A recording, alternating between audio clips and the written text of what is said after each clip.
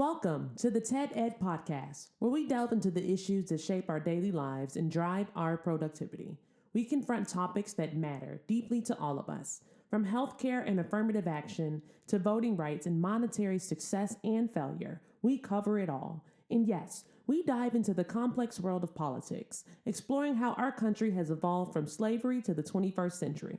Our content is crafted with care and expertise, drawing from years of experience in these critical areas. We invite you to give the TED Ed podcast a listen. You won't be disappointed. Share your thoughts with friends and confidants, and don't forget to like, comment, and share our episodes. Your engagement helps us grow and reach more listeners. Are you passionate about these topics? Do you have unique insights to share? You could be one of our guest speakers. Drop us a line, send an email, or leave a comment. All requests will be considered. Join us on this journey of exploration and understanding. This is the TED Ed Podcast. Thank you, and enjoy the show. All right, people, let's get started here. First day of June. First day of June. Man, this year has gone by so fast.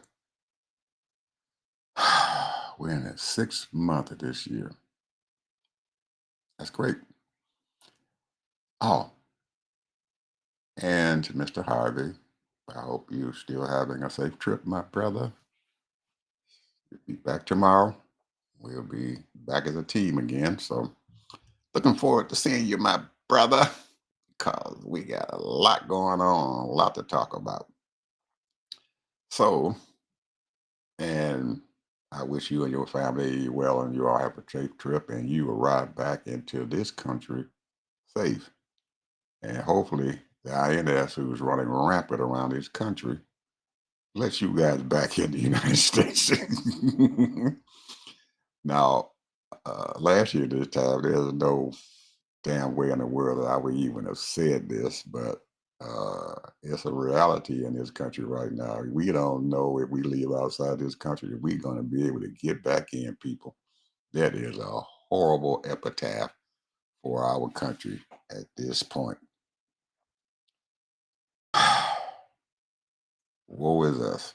We are in one hell of a mess. So let's get started.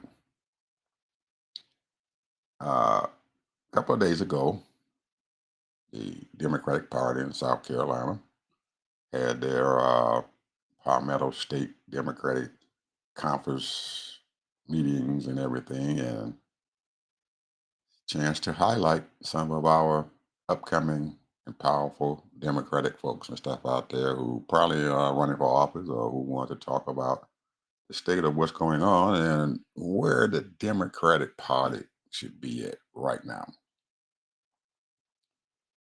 Two of the well-known speakers and stuff there at this South Carolina Democratic Palmetto State. Now, the the Palmetto State is one of the state symbol is the palmetto tree, so they call it the Palmetto State. So the South Carolina people think what the second or third state in the primary and stuff for the Democratic Party. Well, Representative Jim Clyburn, who is one of the oldest representatives in the state of South Carolina at this moment, he prides himself in making South Carolina very powerful, very powerful state that drives the Democratic politics here in the South. And I thank Representative Clyburn for doing this for the Democratic Party because it just has a chance to show the people all around the country that the Democratic Party is not just sitting around on their thumbs and watching this monster destroy this country. And as most of you all know, there's been one hell of a process going on. The INS has been deployed around the country to a lot of states and everything, and they are creating one heck of a police state, I guess you might call it, or police nation, because they are arresting immigrants and locking them up and throwing them in cars, put them in imprisonment, and still deporting them from this country, breaking up a lot of families, taking husbands or taking wives, and these people don't know what's going to happen. They don't know if they're going to get their spouses and stuff back. And in some ways, we kind of feel sorry for them. But as they say, they're here illegally, so there's not a whole lot that most people can do other than make sure that the INS follows the law and everything. And sometimes, in some ways, they don't not following the law. They are deporting these people and everything, and not giving them due process and whatever alternative we have. Because once they're deported out of this country, as we've seen, the Trump administration is not bringing them back. They're leaving them where they're at and saying, even though the judges are telling them you need to bring those folks back, they have not brought any one of them back. Any one of them have been, none of them have been brought back. Once they leave out of this country, that is it. They are gone. And how they're going to get them back in this country to be able to go through their due process or appeal rights and everything, only God knows. So, anyway, getting back to the Democratic Party, South Carolina, and the keynote speakers. One of them was our esteemed governor from Ma- state of Maryland, Governor Wes Moore. I watched that speech, 29 minutes of it. You guys out there get a chance, go on YouTube, pull that speech up and everything, and listen to what the governor has to say. Very, very powerful, powerful, powerful speech. So it looks like he and the other governor who was there, Governor Waltz from Minnesota, he had a very strong speech also. But for some reason or another, none of the um, news out there pull up and talked about Governor Wes Moore's speech. They were, oh man, you got to listen to Governor Walsh. He went to the South Carolina uh, Democratic Party convention, and oh man, he tore the place up, tore it up. Now, I'm not talking about the major news media. I'm talking about a lot of these podcasting medias and stuff that are popping up. Midas Touch, BTC, Occupy Democrats. They got a whole lot of them out there that are becoming very, very, very strong in this cycle and stuff and everything of internet news that are coming out by independent parties who are not affiliated with any major news outlet, but they are garnering a lot of people coming in to watch them and to get their latest news and everything from these podcasters out there. So we're trying to get into that little mix. So you guys give us a thumbs up. And if you feel like you want to help, please subscribe to our channel if you so please. Anyway, I watched Governor Wes Moore's speech, and man, that man almost reminds me of B.O. Almost reminds me of B.O. Uh, that's Barack Obama, who ran for president and won in 2008. Almost sounds like him. He has some very, very powerful things to say. And one of the things that I thought was a highlight of his speech and everything was the fact that there are Democrats out there who are sitting there on their hands and either hands and fists or whatever you might call all their power and saying, well, we're going to wait till 2028.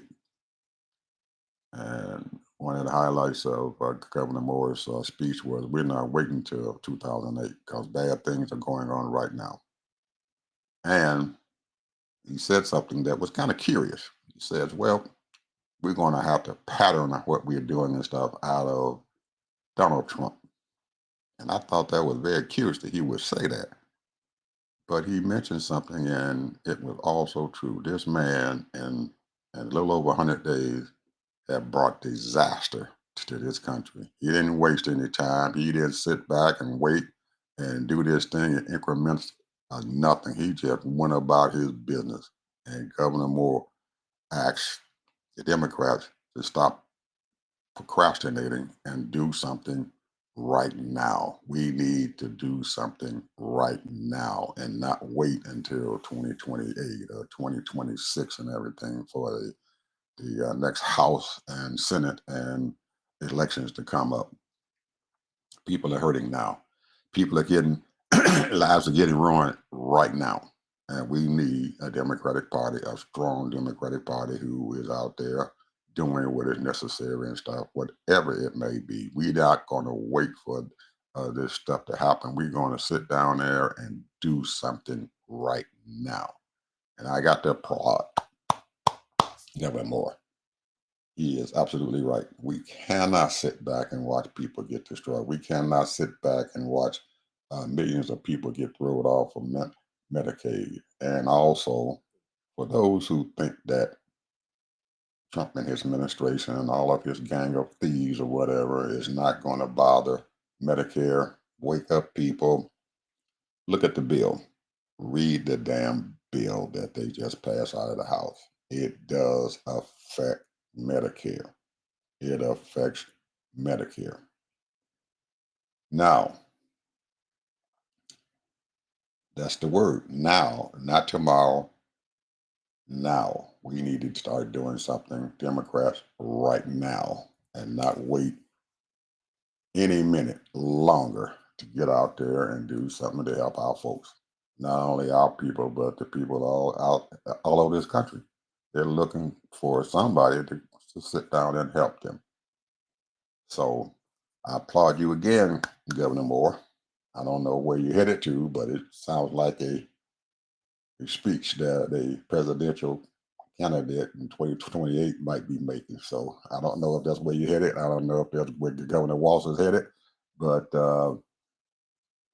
I thank you for giving that speech and letting folks know and stuff that we're not going to be sitting back twiddling our damn thumb.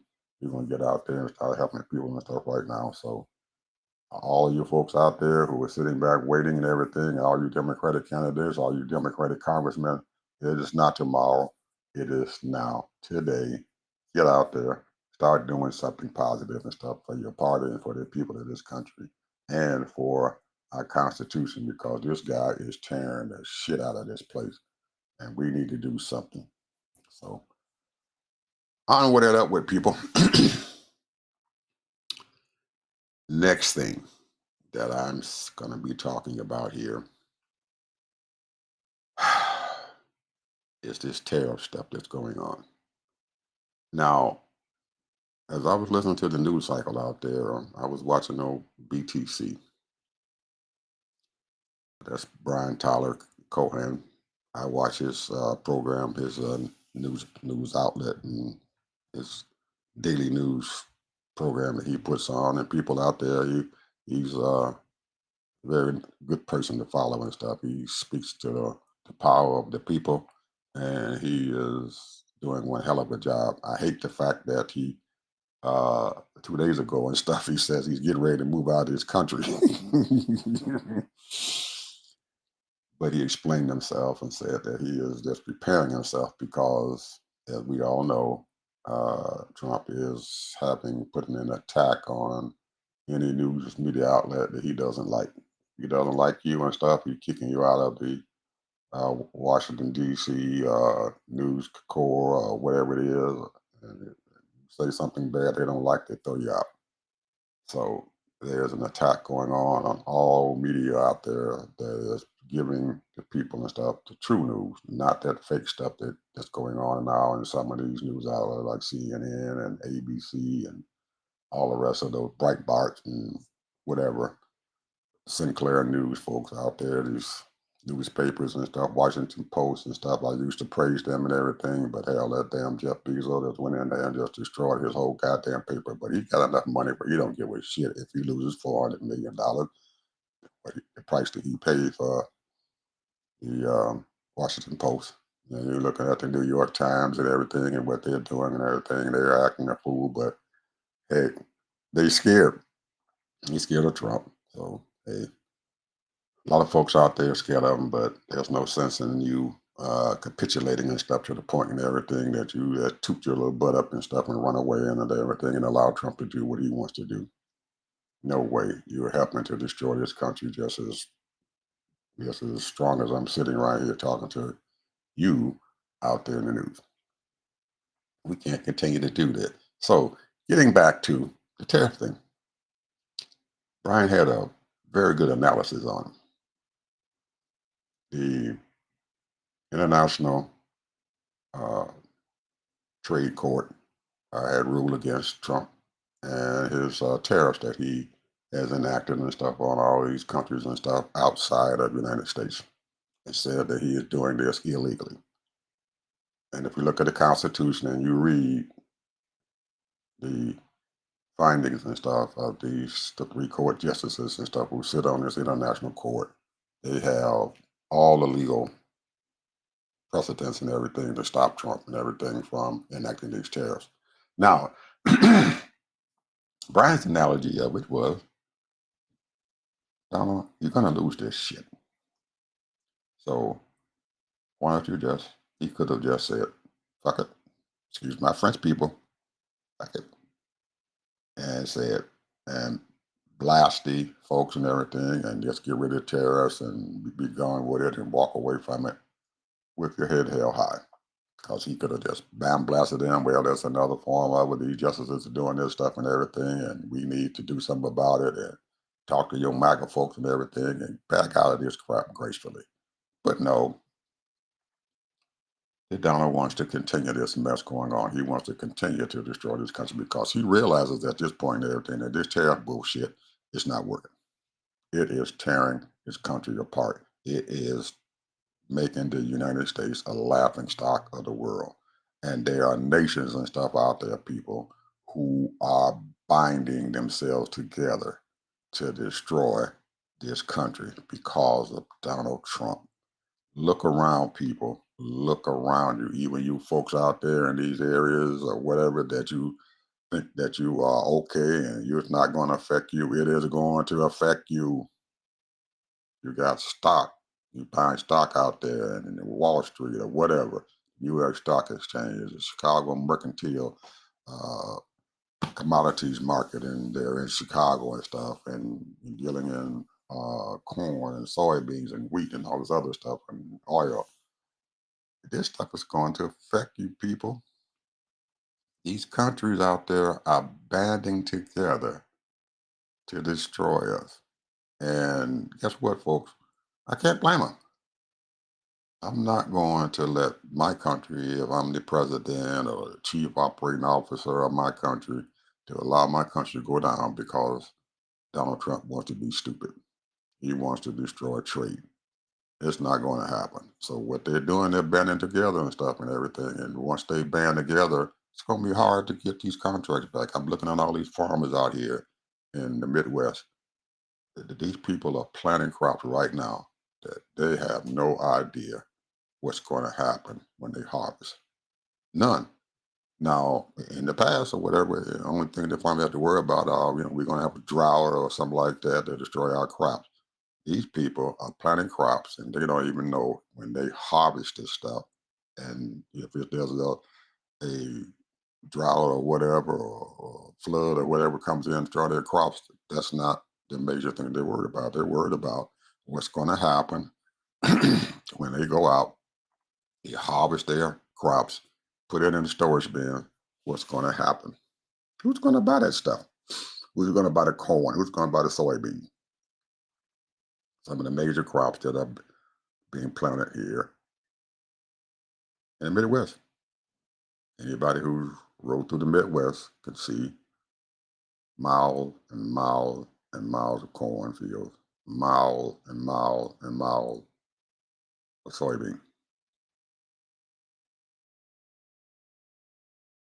They have no idea if they're going to be able to sell their crops. Beforehand, they always knew that Majority of their crops and everything that they did not sell here in the United States were going outside this country. They're either going to go to Canada or they're going to go to China. They're going to buy their grain for their people. China, over 1 million people, a little over 1 million people there. They got to feed 1 million people. They don't have enough land mass to feed 1 million people. 1 billion people, I'm sorry. India, they got 1.2 some billion people and stuff there. They are out there to buy their farm stuff. Uh, they were also, a lot of the farmers and stuff knew that they can funnel up their stuff and everything, and the U.S. aid will purchase their products and ship it over to these countries and stuff and everything where people are starving, and they would feed them. Well, he done screwed up U.S. aid, shut them down. He done fucked up with China and stuff, increased the daggone tariff to 145%. So these farmers can't sell their goods and services to these countries who've been buying their products. Tariffs, the worst thing in the world that could have happened to this country. And we allowed it to happen. There was billionaires sat there and allowed it to happen.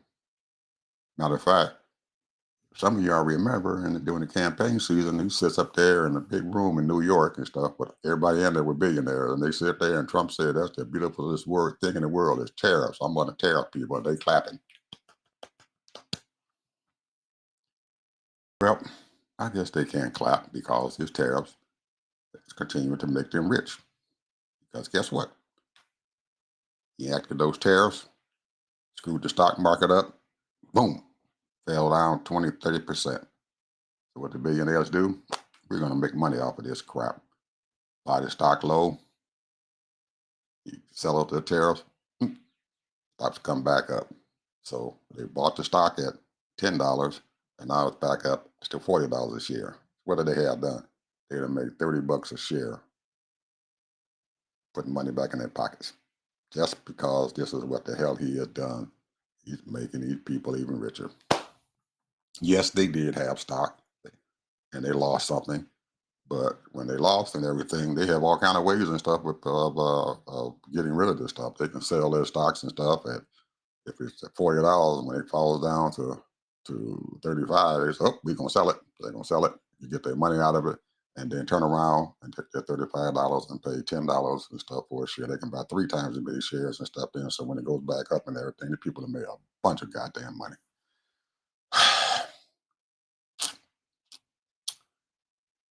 So I guess they did have a reason to clap, even though I thought they were stupid for doing it because the tariff is just a tax on the American people. It is, but it's also a godsend to those folks out there who got money. And they've shown that they can make a hell of a lot of money off of this bull crap that's going on.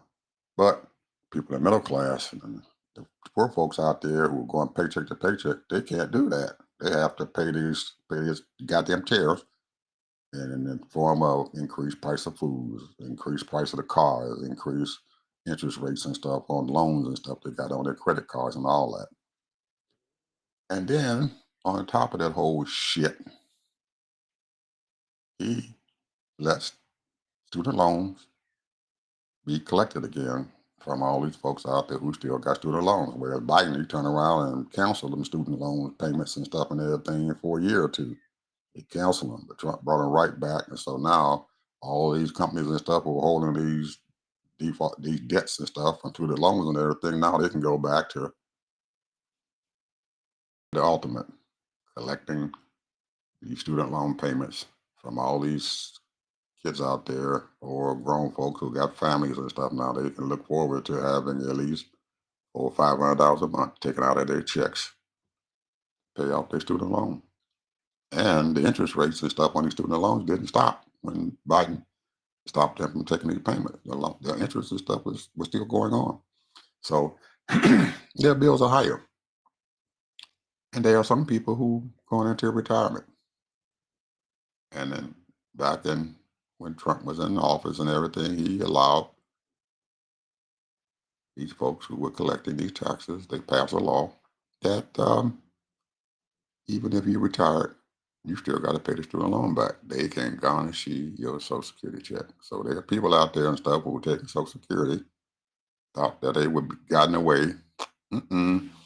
Their checks getting smaller because they collecting those student loan debts and stuff and out of your Social Security. Thank you, people, for putting this man in office. I can't keep on saying that because it's probably my fault too. I didn't do enough probably to help keep this man from becoming elected. Maybe I could have done something a little bit different. I don't know, but I'm taking responsibility. I'm hoping that everybody else take responsibility, and we can eventually do something about these tariffs. Getting back to Brian's point of view, he could have Trump could have just stopped, knowing that the law is against him. He could have stopped and said no, but he appealed it. He took it to the 11th, the D.C. district and stuff, Court of Appeals and everything. And it's an 11-member panel and everything, and they allowed him to uh, pause this ruling from the International Court so they can get the laws together and all the participants, the plaintiffs and defendants and stuff, can get their briefs in by June, I think June the 9th or the 6th of this month. And once they bring it in, then this appeal court and stuff will make a ruling. But until then, excuse me, tariffs still going on. We're still paying tariffs.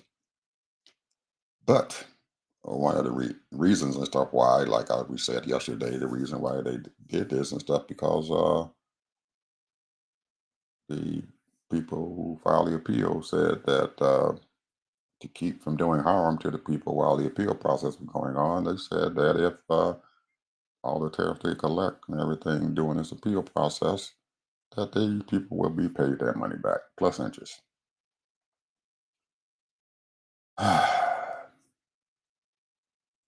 There's something good about it. There's something bad about it. Good about it is that these people are going to get their money back and they're going to pay interest on their money that they paid out. But is the interest and stuff on the money going to be enough and everything to cover all the costs of them probably having to go out there, taking out loans and stuff to pay for these tariffs and stuff so they can get the products to the American people? That loan's still going on. They got to borrow money to pay pay a tariff that should not be enacted. So it's good in that way, but it's bad also and stuff because of those small businesses and stuff who cannot afford to pay those tariffs. When if they had ended it right then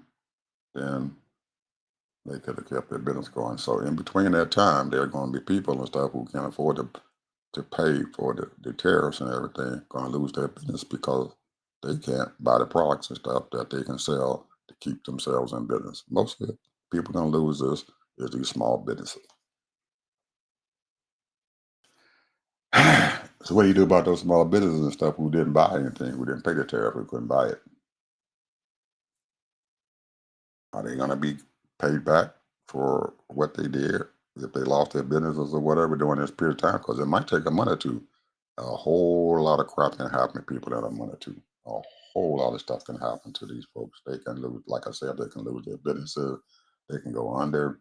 They can go bankrupt, and their families can lose their homes, lose their cars. All those things can happen because their business failed.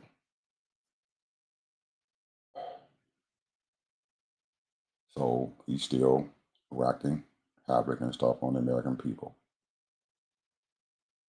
When he could have just said, forget it, I'm gonna go ahead on, keep on doing what I'm doing that I can legally do. But he didn't. So eventually he's probably gonna appeal all the way up to the Supreme Court and probably still lose. But all like I said, all during this appeal and legal process and everything, there's people gonna be losing their businesses. Other people gonna be losing their jobs. They have families. They have bills to pay. What are they going to do? Draw unemployment? Not going to pay all the bills. Probably going to still lose their homes or apartments and get thrown out, be on the street. man, its ripple effect is devastating to these people out there. So uh, it's a process, people, that we have to go through. The legal system in this country rolls slow, but it's a big wheel. And when it finally gets to moving and it rolls over the top of you, you can pay dearly. And I can guarantee you, folks, that the people in this country are paying dearly and stuff right now before the wheel starts rolling and getting back to normal.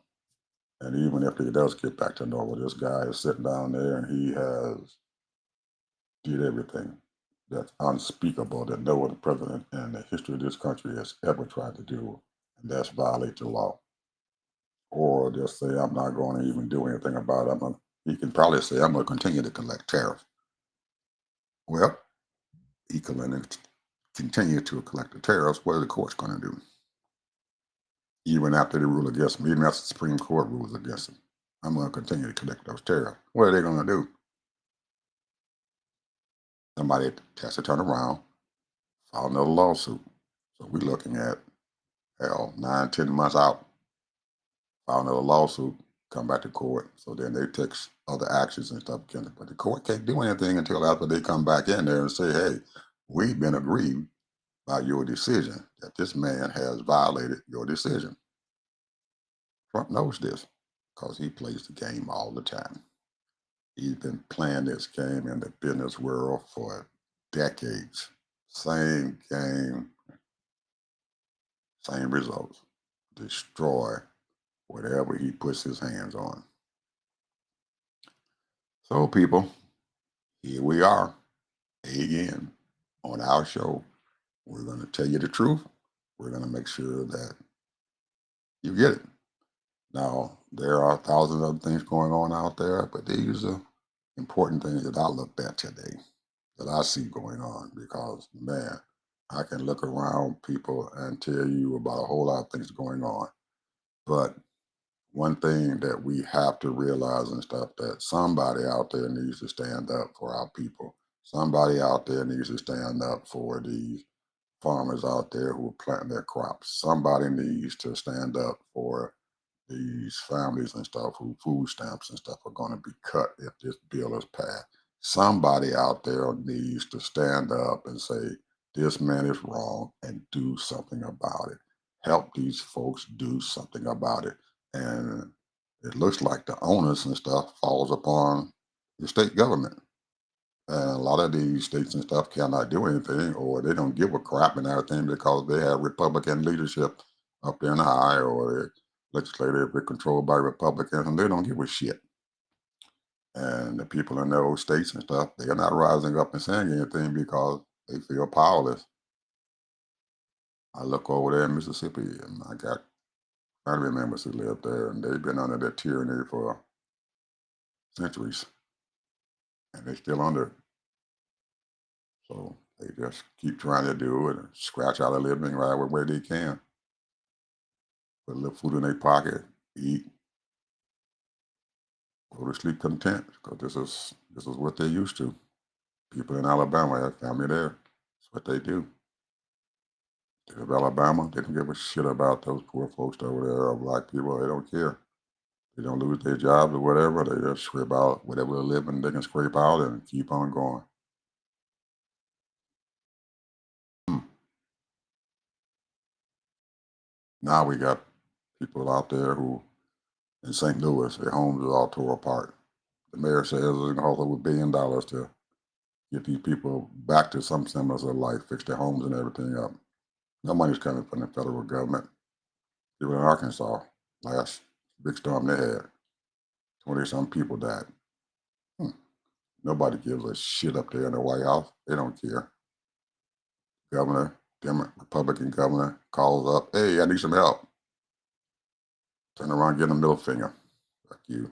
You take care of yourself. You put them in office, people. Kentucky, Tennessee, people, it's been a month or so now since they had their last big storm. Nothing happened to them. Oh, and we can't forget about North Carolina. Been over a year, people, since they had their big storm. Nothing happened. There are people over there who still homes are still gone. They don't have anything. One thing they can do is they say, well, we either leave the state, go find somebody else, or go live with our family, other family members whose homes wasn't destroyed. Don't have anything else to look forward to. Hmm. I thought North Carolina did vote for Trump.